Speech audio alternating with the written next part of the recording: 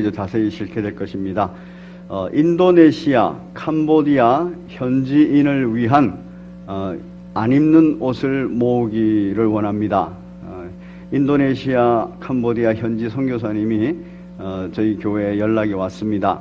이번에 인도네시아 그리고 캄보디아로 저희 교회에서 단기 선교 떠나는데 들어오실 때 바로 입지 않는 옷을 좀 가져오시면 고맙겠다 이렇게 전달이 왔습니다. 그래서 다음 주에 저희가 1층 로비에서 그 옷을 수거하도록 하겠습니다. 아주 중요한 주의가 있습니다.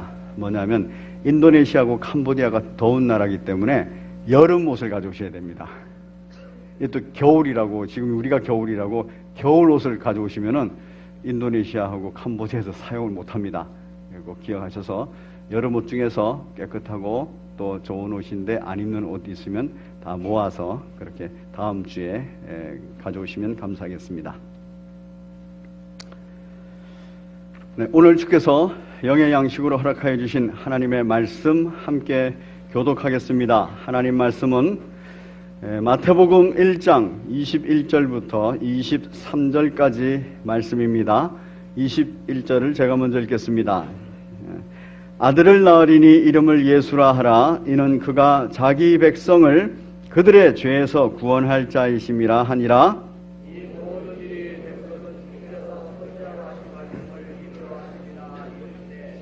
함께 읽습니다. 보라, 처녀가 잉태하여 아들을 낳을 것이요 그의 이름은 임마누엘이라 하리라 하셨으니 이를 번역한즉 하나님이 우리와 함께 계시다 함이라. 아멘. 우리 제목 같이 읽겠습니다. 시작. 왜 예수님이 이 땅에 오셔야만 했습니까? 오늘 그 첫 번째 시간입니다. 앞으로 두 번 더, 즉 세 번에 나누어서 다음 주와 그리고 성탄절 당일까지 설교를 하겠습니다. 제목은 왜 예수님께서 이 땅에 오셔야만 했습니까? 하는 제목의 소제목들을 달았습니다. 이제 성탄절입니다. 성탄절인데 우리가 성탄절 하면 우리 현수막에 이렇게 기록된 대로 예수님의 탄생을 축하드려요 이렇게 말합니다. 축하한다는 말은 좋은 일이라는 거지요. 그리고 감사하고 기쁜 일이라는 겁니다. 예수님께서 오시는 것이 왜 좋은 일이고 왜 감사하고 왜 기쁜 일인지 바로 저에게도 그러하고 여러분들에게도 그러한지 바로 오늘 함께 나누고자 합니다. 우리 같이 한번 보겠습니다. 시작.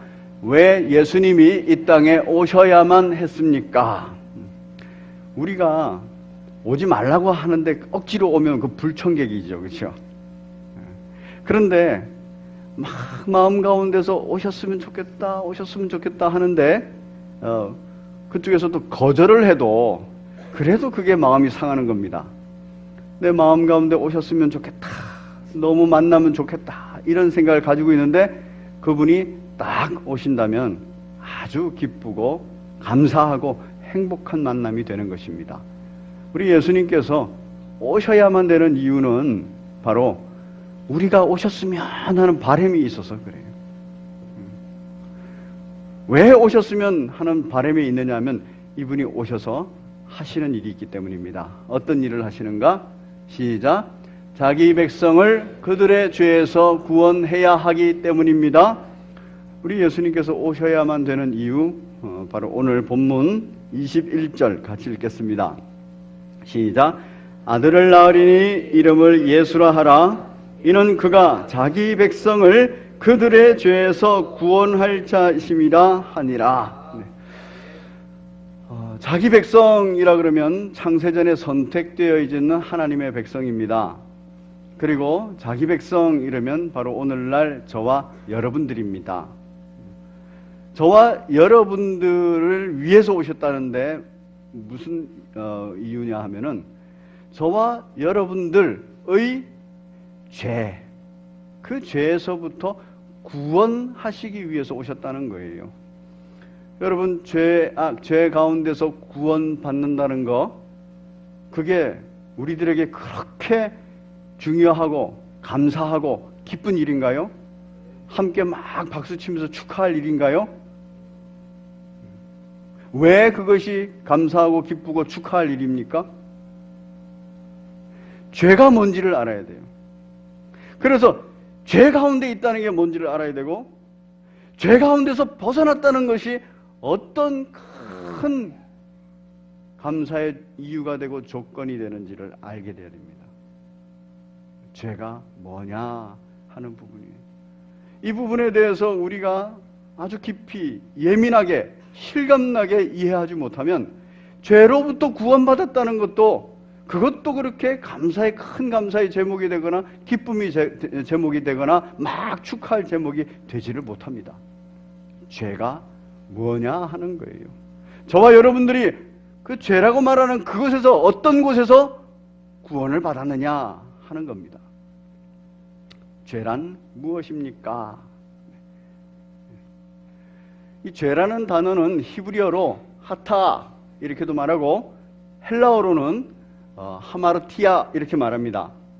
여러분 히브리하고 히브리 족속들하고 헬라 족속들하고는 굉장히 달라요. 히브리 족속들은 선민 사상을 가지고 있는 하나님의 백성 이렇게 생각하는 거예요. 그래서 그 생각 자체가 그 사용하는 용어 자체도 전부 다 무슨 생각을 갖고 있냐면 하나님과 관계되어 있는 생각을 가져요. 그런데 헬라 사람들은 그렇지 않습니다. 헬라 사람들은 철학적 사고를 하는 사람들이에요. 헬라 사람들은 자기들이 만들어 놓은 우상에 대해서 많이 생각하는 사람들입니다. 왜? 하나님과 관계가 끊어진 사람들이니까. 그런데 놀랍게도 죄에 대한 이해를 할 때는 이 하타야하고 하마르티아하고 의미가 똑같다는 거예요. 의미가. 무슨 의미냐? 같이 읽습니다. 시작. 화살이 관역에서 빗나가다. 죄라는 게 뭐냐? 그러면 관역이 있습니다. 그 관역이 있는데 이 관역이 뚜렷이 보이고 이 뚜렷이 보이는 관역에 화살을 정확하게 쏠 수 있는 궁수, 그들 관계 속에서 있으면 이게 죄가 아닙니다. 그 일이 일어나면. 그런데 이 관역이 잘 안 보이거나 관역이 전혀 안 보이거나 그리고 궁수가 있는데 이 궁수가 전혀 활을 쏠 수 있는 능력이 없거나 이러면 다 빗나가는 겁니다. 가기 전에 떨어지거나 옆으로 빗나가 버리거나. 근데 여기 빗나가는 게 이게 죄라는 거예요. 어떻게 빗나가는가? 여러분, 이 생명에 의가 붙으면은 영생이라 그래요. 그리고 이건 하나님의 생명입니다. 우리 창세기를 한번 보겠습니다. 창세기 2장입니다. 창세기 2장을 보시면은 하나님이 온 천지를 만드신 다음에 사람을 만드십니다. 그리고 그 사람에게 생명을 불어넣으시는데 2장 7절에 여호와 하나님이 이 땅의 흙으로 사람을 지으시고 생기를 그 코에 불어넣으시니 생명을 불어넣으셨다는 겁니다. 흙에는 생명이 없는데 그 흙으로 사람을 지으시고 생명을 불어넣으셨는데 그리고 그렇게 되니까 생령이 되었다. 이 얘기는 하나님의 생명을 코로 이렇게 공급받고 나니까 하나님과 동일한 생명을 가지고 있으니까 동일한 생명을 가지고 있는 살아있는 존재, 하나님도 살아있고 그리고 이 사람도 살아있고 살아있는 존재가 서로 교제하고 말을 하면 알아듣는다는 거예요. 그리고 명령을 하면 순종을 한다는 겁니다. 그런 관계가 형성이 됐어요. 자, 그런 관계가 딱 형성이 되면서 하나님께서는 관역을 정확하게 보여주십니다. 아담과 하와에게. 자, 그 관역이 뭔가 하면 15절입니다. 시작. 여호와 하나님이 그 사람을 이끌어 에덴 동산에 두어 그것을 경작하며 지키게 하시고, 에덴 동산에 두시고 거기에를 경작하고 지켜라, 잘 가꾸어라, 잘 보존해라, 이 얘기를 한 거예요. 그 정확한 하나님의 뜻이고 계획이고 하나님의 말씀이에요. 그 관역이 정확하게 보이는 겁니다. 또 정확한 관역이 16절에 있습니다. 시작. 여호와 하나님이 그 사람에게 명하여 이르시되 동산 각종 나무의 열매는 내가 임의로 먹되. 동산 각종 나무의 실과는 임의로 먹어도 되는구나. 이게 정확한 관역입니다. 17절에 또 한 가지 있습니다. 시작. 선악을 알게 하는 나무의 열매는 먹지 말라. 내가 먹는 날에는 반드시 죽으리라 하시니라. 이게 정확한 관역입니다. 이 정확한 관역을 하나님께서 딱 보여주시고 이대로 순종해라 라고 명령하셨어요. 그러면 아담은 그 관역을 향하여서 활을 쏠 수 있는 겁니다. 순종이라는 화살을 딱 쏘아주고 관역에 맞추는 거예요. 그러면 하나님과 함께 대화하고 그리고 순종하고 그리고 하나님과 함께 교제하는 거예요. 그렇게 교제를 하는 관계, 이게 행복한 관계입니다. 그래서 그런 교제는 생명이 있는데 그 생명이 바로 관역도 정확하고 순종의 화살도 정확해서 잘해서 영생을 누리는 관계가 된다는 거예요. 아담과 하와는 바로 그 영생을, 에덴 동산에서 영생을 누리고 있었습니다. 그래서 항상 기쁘고 항상 만족하고 항상 평안하고 항상 행복했던 거예요. 그런데 이제 이 문제가 생깁니다. 그 무슨 문제가 생기냐면 3장에 들어오면 이제 관역을 흐리는 뱀이 등장해요. 이 뱀 배후에는 사단이 있습니다. 그 사단이 이 관역을 흐려요. 어떻게 흐리는가? 생명에다가 죄를 딱 붙입니다. 그래서 사단이 유혹을 하지요. 뭐라고 유혹하냐면은 아주 명확하게 보였던 그 관역을 이제 흐리게 만들어요. 3절에 이 유혹이 들어가니까 3장 1절에 동산 모든 나무 열매는 정말 먹지 말라 하시더냐? 여자가 헷갈리는 거예요. 아니요. 동산 나무의 열매는 우리가 먹을 수 있으나 동산 중앙에 있는 나무 열매는 하나님 말씀에 너희는 먹지도 말고 만지도 말라 너희가 죽을까 하노라 하셨느니라 라고 얘기를 했어요. 그러니까 4절에서 뱀이 여자에게 그 관역을 완전히 지워버립니다. 여자에게 이르되 너희가 결코 죽지 아니하리라. 관역을 싹 지워버리는 거예요. 그리고 거기에 대해서 마음이 동하는 겁니다. 보니까 그 말을 들어보니까 이 사단이 말한 대로 정말 먹으면 좋겠구나. 사단이 그 얘기를 하는 거예요. 옆으로 빗나가게끔. 너희가 그것을 먹는 날에는 너희 눈이 밝아져서 하나님과 같이 되어 선악을 알 줄 하나님이 알기 때문에 하나님이 그거 안 하려고 그러시는 거다. 이 여자가 그 소리를 들으니까 이제 마음 가운데 관역이 사라졌어요. 그리고 자기 생각이 들어왔습니다. 그래서 여자가 그 나무를 본즉 먹음직도 하고 보암직도 하고 지혜롭게 할 만큼 탐스럽기도 한 나무인지라 여자가 그 열매를 따먹었다. 자기만 이렇게 빗나갔으면, 관역을 빗나갔으면 됐는데 그것도 아니고 자기와 함께하는 사랑하는 남편에게도 주매 그도 관역을 빗나가 버렸다. 그렇게 됐어요. 이게 죄입니다. 생명이 있습니다. 이 생명, 최초의 죄를 짓기 전에는 하나님이 아담과 하와와 행위언약을 맺었어요. 그래서 하라 하지 말라를 잘 순종하라 그랬는데 이들이 그 순종할 능력이 없었습니다. 뱀의 유혹으로. 그래서 불순종했습니다. 그 불순종하는 그 순간에 이 죄가 생명에 딱 붙어버렸어요. 그래서 죽음을 향해서 가게 됐습니다. 이 죄가 생명에 딱 붙어버리니까 하나님과 관계 속에서 완전히 끊어져 버렸어요. 하나님 앞에서는 완전히 죽어버렸어요. 그래서 하나님의 관역이 이제는 전혀 보이지가 않게 된 겁니다. 어디로 활을 쏴야 될지 모릅니다. 어디를 맞춰야 될지 모릅니다. 어느 방향을 잡아야 될지도 모릅니다.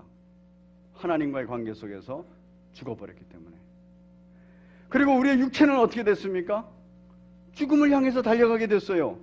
이게 시간 속에 있으니까 죽음을 향해서 달려가는 것 같지 영원 속에서는 이미 죽어버린 겁니다. 결국은 죽게 돼 있거든요.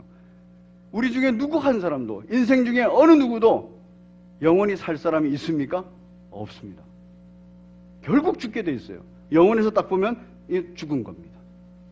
영과 육이 죽어버렸다라는 겁니다.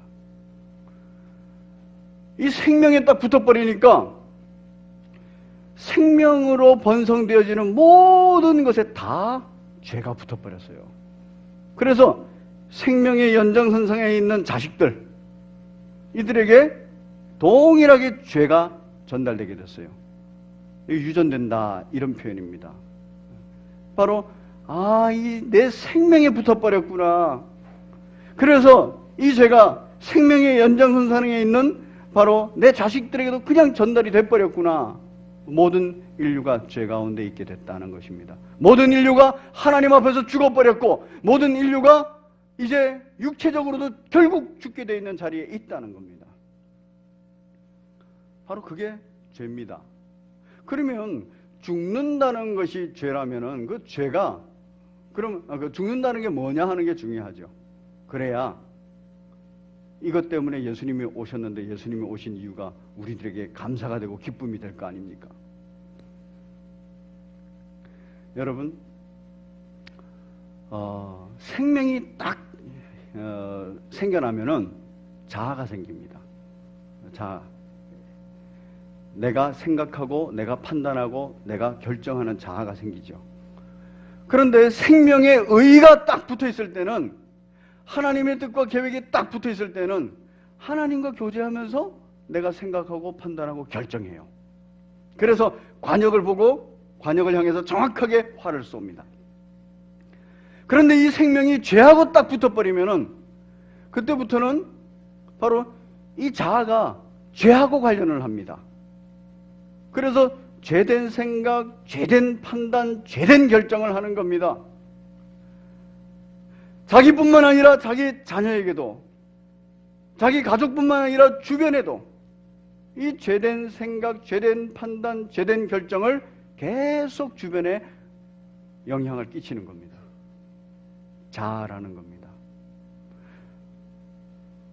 아담과 하와가 범죄를 했다는 것은 이제 생명이 죄와 같이 붙어버렸다는 것이고, 그리고 그 생명이 죄와 같이 붙었다는 얘기는 생명으로 말미암아 생겨나는 자아에 죄가 붙어버렸다는 얘기입니다. 자아에 죄가 붙었어요. 성경은 이제 그것에 대해서 얘기합니다. 자아에 죄가 붙어버리면 무슨 일이 벌어지느냐? 아담과 하와가 마냥 행복했습니다.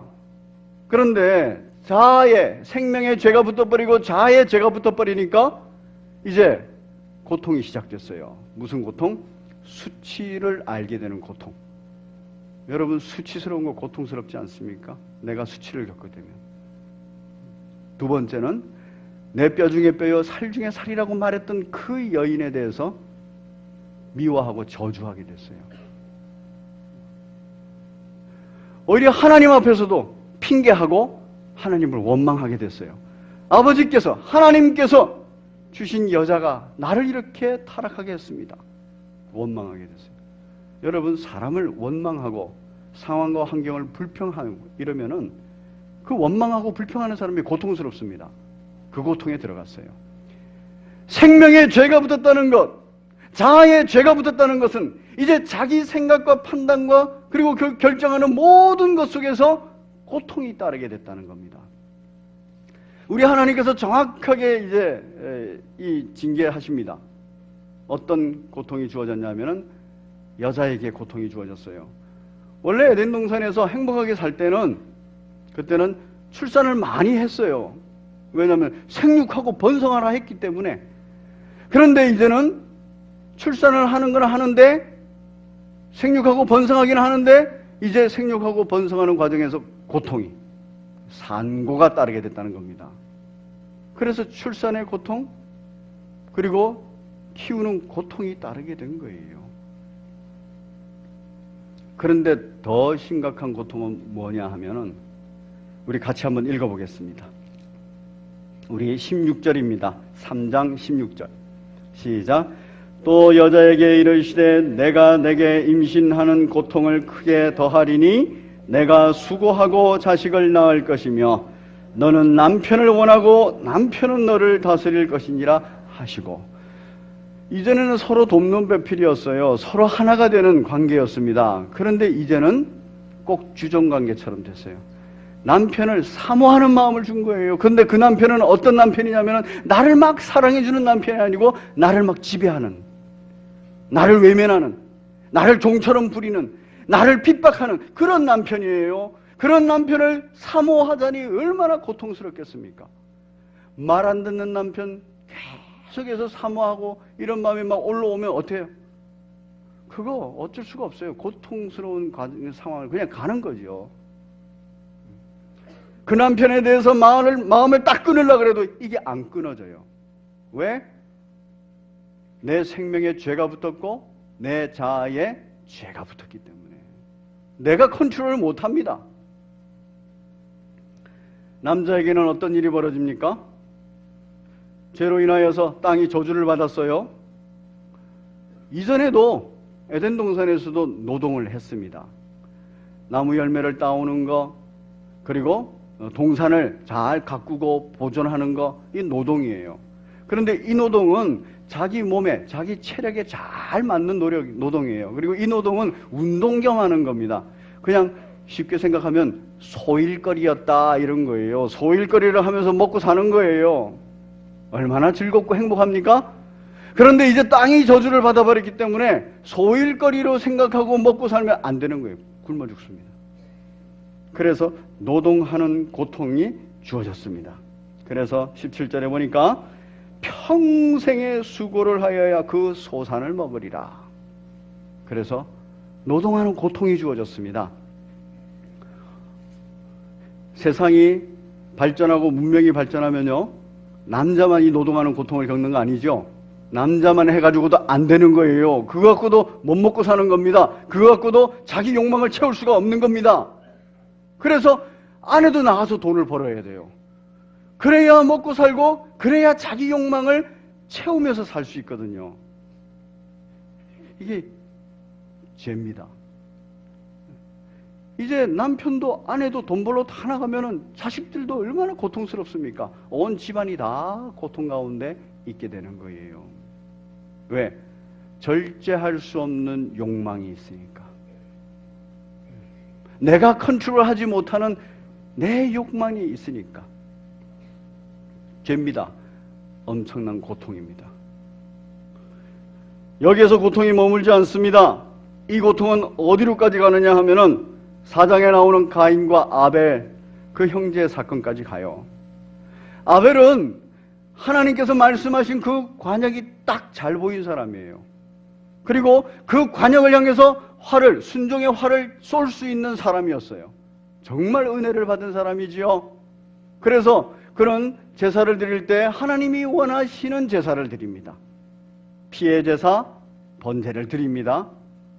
그런데 가인은 이게 하나님이 말씀하신 그 관역이 잘 안 보이는 사람이에요. 아니 어쩌면 전혀 안 보이는 사람일 수도 있습니다. 거기다가 안 보이기 때문에 화살을 제대로 쏠 수 있는 능력이 없어요. 방향도 몰라요. 그러니까 자기 생각대로, 자기 판단대로, 자기가 결정해가지고 자기의 농산물 소산을 그냥 드린 거예요. 관역을 빗나가버린 겁니다. 그게 죄입니다. 그 죄의 결과는 어떻습니까? 아벨의 제사는 받으시는데 자기 제사는 안 받았어요. 마음속에 시기가 올라와요. 질투가 올라와요. 질투가 있는 그 마음은 행복한가요? 아니에요. 고통스러운 겁니다. 시기하고 질투하는 마음은 고통스러운 거예요.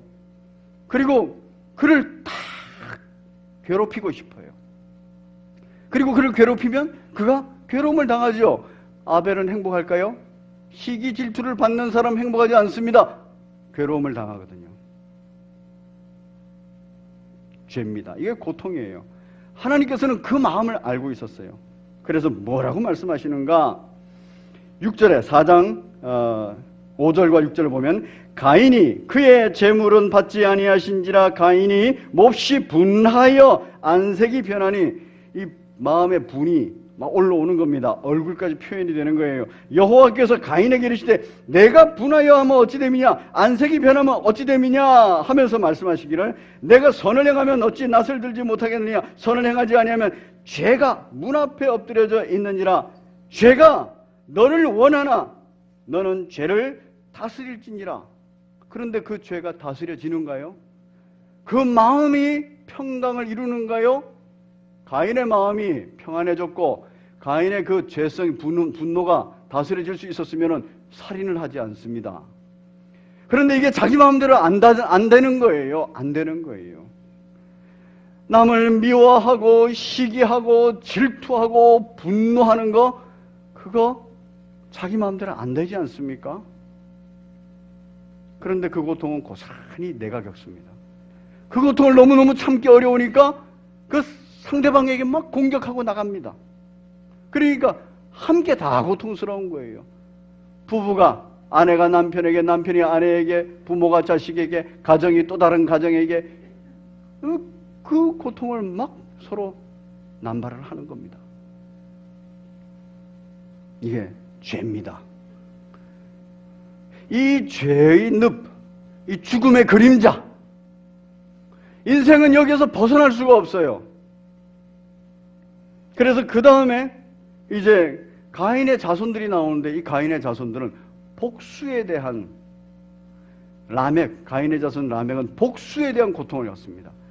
자기가 조금 마음에 상처를 입어요. 그러면 죽여버리는 거예요. 10배, 100배를 해줘버리는 거예요. 왜냐하면 이 조금 받은 상처를 견디지를 못하는 거예요. 남이 한마디 슬쩍 던진 것을, 농담처럼 던진 것을 내가 받아가지고 견디지를 못하는 거예요. 그래서 하나를 받고 열을 돌려줍니다. 이게 복수입니다. 바로 이러한 죄 상태에 들어가 버리는 거예요. 여러분, 이 상태가 관영에 있으면 그 지옥 아닙니까? 지옥입니다. 여러분의 지금 삶의 자리는 어떻습니까? 이 죄가 관영에서 지옥의 자리에 있습니까? 부부관계에서도 참 고통스럽고, 부모, 자녀, 그리고 형제, 자매, 전부 다 주변과의 관계 속에서 고통스럽습니까? 우리 예수님께서 오신 이유는 이 고통에서 구원하기 위해서 오셨다라는 거예요.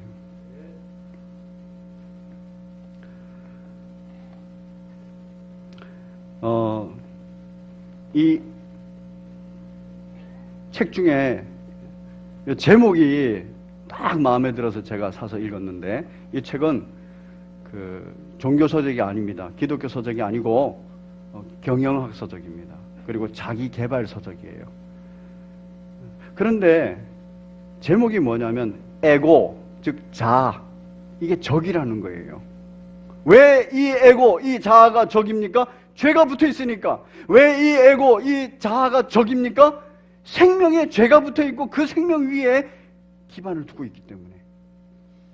그래서 이 사람은 뭐라 그러냐면은, 인생의 전환점에서 버려야 할 한 가지, 그건 에고라는 적이다. 자아를 버려야 된다는 거예요.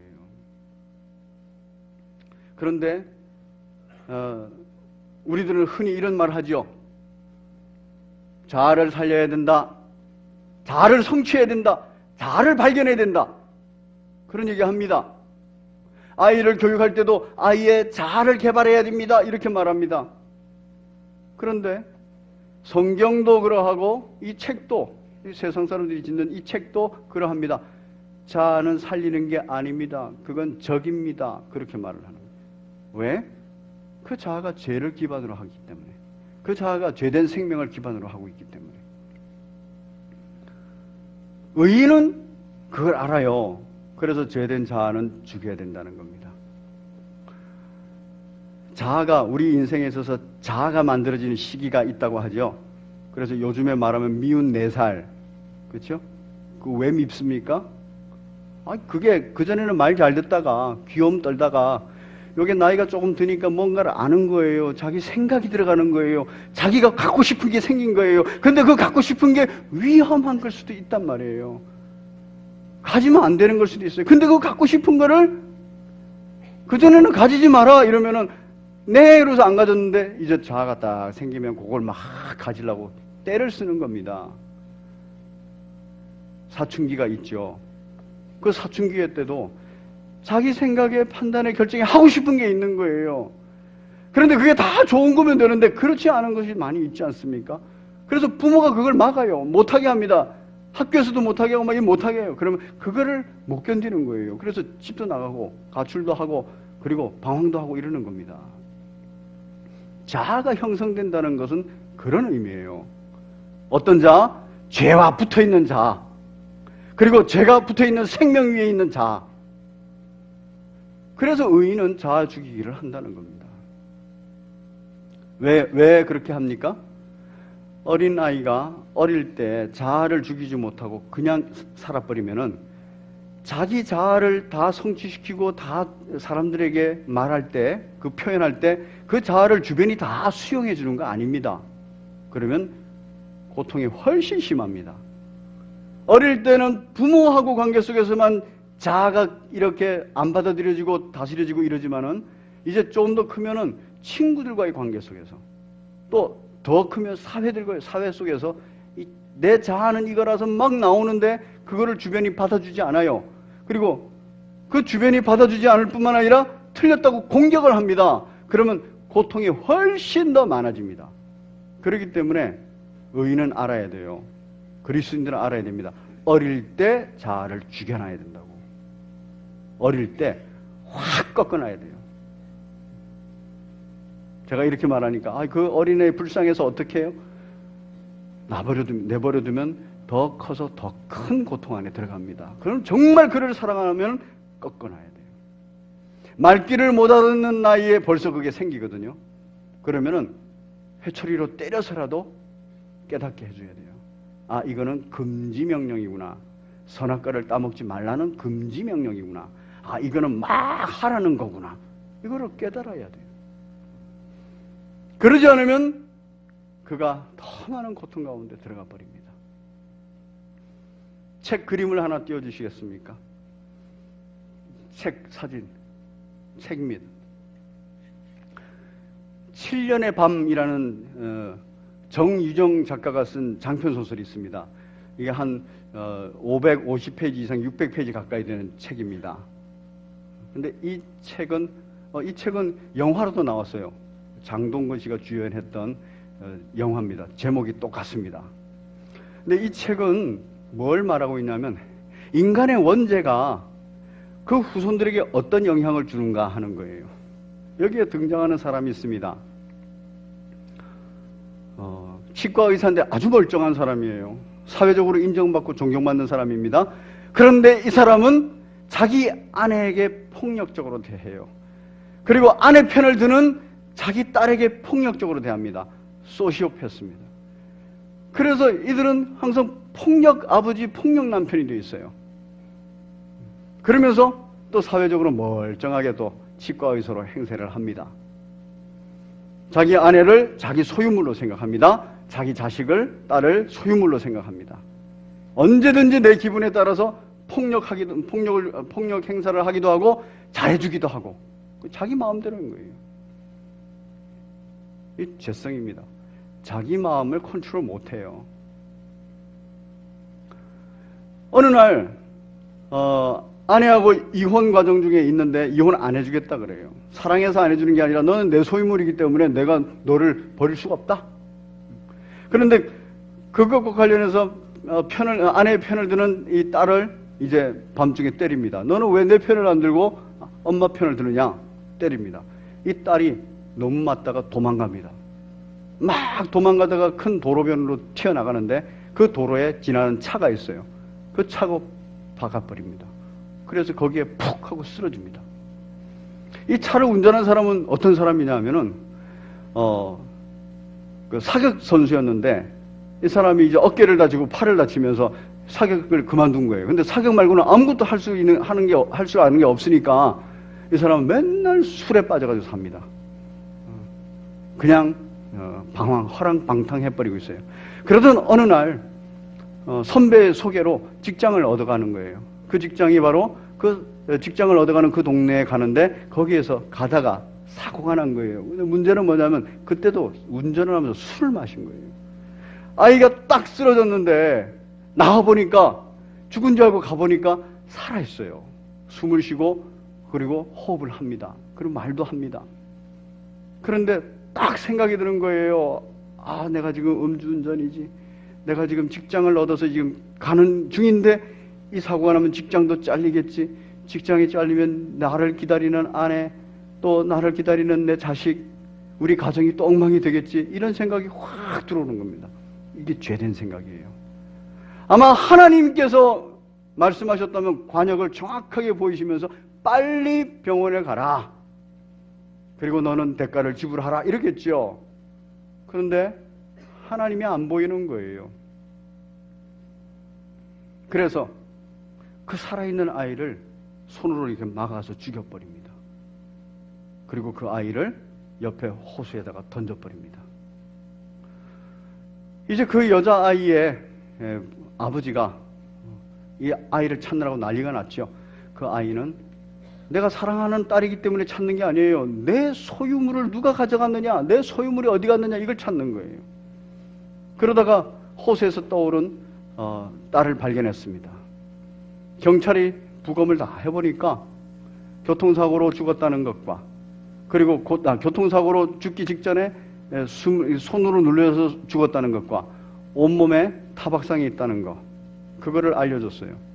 분노합니다, 이 아버지가. 그리고 범인을 찾아 나섭니다. 범인을 찾았습니다. 그리고 똑같이 복수를 하겠다 합니다.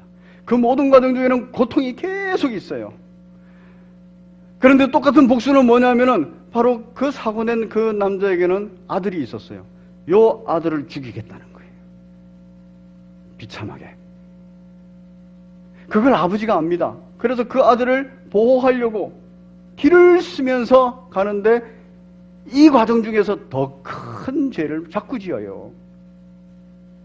그리고 나서 7년의 세월이 흐릅니다. 이 7년의 세월이 흐르는 동안에 내가 너무 사랑한 아들, 내가 그를 보호해주고 어쨌든 행복하게 해주고 싶었던 그 아들이 7년을 어떻게 살았느냐 하는 거예요. 그게 바로 7년의 밤입니다. 이 7년 동안 이 아들은 어둠 속에, 죄 가운데, 그 고통 가운데, 고통의 늪에 빠져가지고 산 거예요. 아버지를 원망하고 주변을 다 원망하면서 고통스럽게 산 겁니다. 부모는, 아버지는 자식의 행복을 위해서 자기가 더 큰 죄를 막 지었어요. 근데 그게 결국에는 자식의 불행을 가져온 겁니다. 이게 원죄라는 거예요. 부모로부터 시작한 이 죄가, 부모는 선한 의도로 죄를 지었을지도 모르고 선한 의도로 행했을지 모르지만 자식이 그대로 똑같은 죄의 고통 가운데 들어가는 겁니다. 우리의 죄라는 것이 그렇습니다. 이 죄의 문제는 바로 우리가 해결할 수가 없는 문제예요. 우리 능력으로는 안 되는 겁니다. 여러분 감정, 여러분 컨트롤할 수 있습니까? 미움, 시기, 질투가 막 생기는 그 감정, 분노가 생기는 그 감정, 섭섭한 그 감정, 그거 여러분들 잘 절제할 수 있습니까? 다스릴 수 있습니까? 안 되는 거예요. 안 돼요.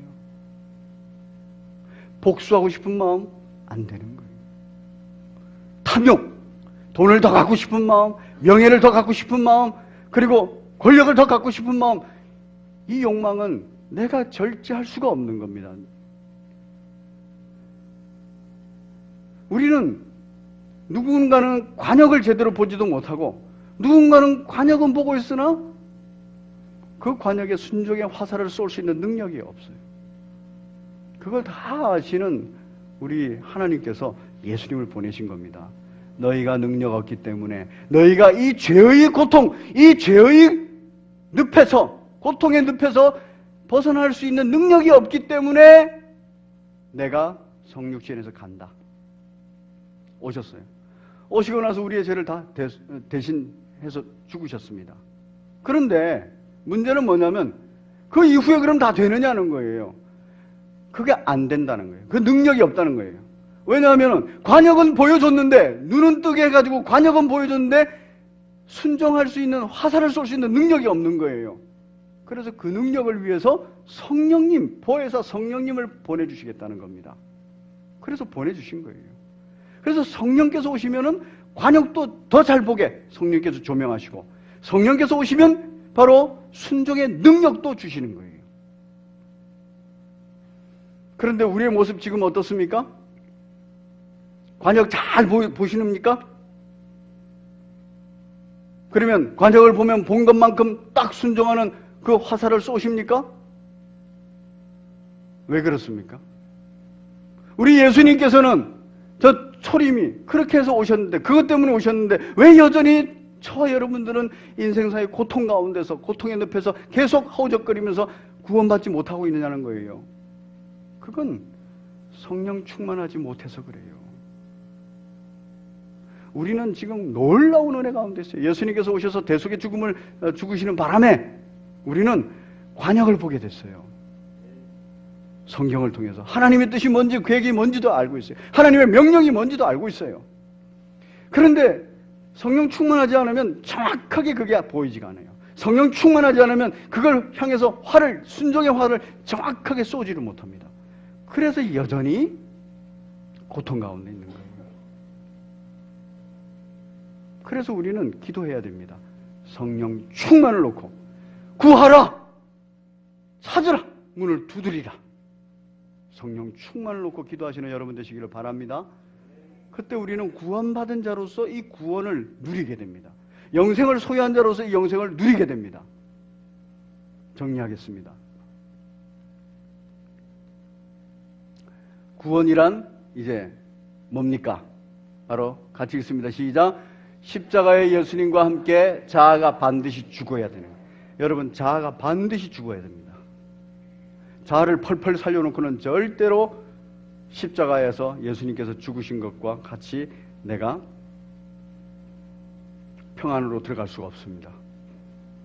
자기 생각, 판단, 결정, 이거 다 죽여야 돼요. 어릴 때 죽으면 가장 좋고, 커서라도 죽으면 다행이고, 지금이라도 펄펄 살아가지고 있으면 빨리 이거 죽여야 되는 거구나. 그런데 능력은 없구나. 그거 알고 계셔야 돼요. 그냥 예수님께서 나 대신 죽으셨으니까 나는 괜찮아 이러고 있으면 구원은 받습니다. 그러나 구원을 누리지는 못하는 거예요. 이 땅에서 영생을 누리지를 못하는 거예요. 예수님이 죽으셨구나. 내가 그때 내 자아를, 내 죄성을 같이 죽여버려야 되는구나. 죽여야 됩니다. 반드시 죽여야 됩니다. 시작. 부활의 예수님과 함께 반드시 새로운 피조물로 다시 살아나야 하는 것. 새로운 피조물이라야 돼요. 성령 충만해서 죽어야 되고, 성령 충만해서 새로운 피조물이 돼야 됩니다. 그래서 생각이 하나님의 생각으로, 판단이 하나님의 판단으로, 결정이 하나님의 결정으로 돼야 되는 겁니다. 그래야 내게 평안이 와요. 시작. 이제는 내가 살지 않고 그리스도께서 내 안에 사는 것. 구원이라는 것은 이런 겁니다. 내가 십자가에 죽었구나. 내가 예수 그리스도 안에서 부활했구나. 새 생명 얻었구나. 이제는 내가 산 것이 아니요 내 안에 그리스도께서 사시는 거구나. 그게 구원입니다. 이 세 가지 중에 어느 것도 안 돼 있으면, 한 가지라도 안 돼 있으면 내게 영생은 소유했으나 영생을 누리는 자가 안 됩니다. 알기는 알지만 내 영혼이, 내 육체가, 내 마음이, 내 인격이 컨트롤이 되지 못합니다. 갈라디아서 2장 20절 읽고 마치도록 하겠습니다. 뭐가 우리에게 절실히 요구되는가?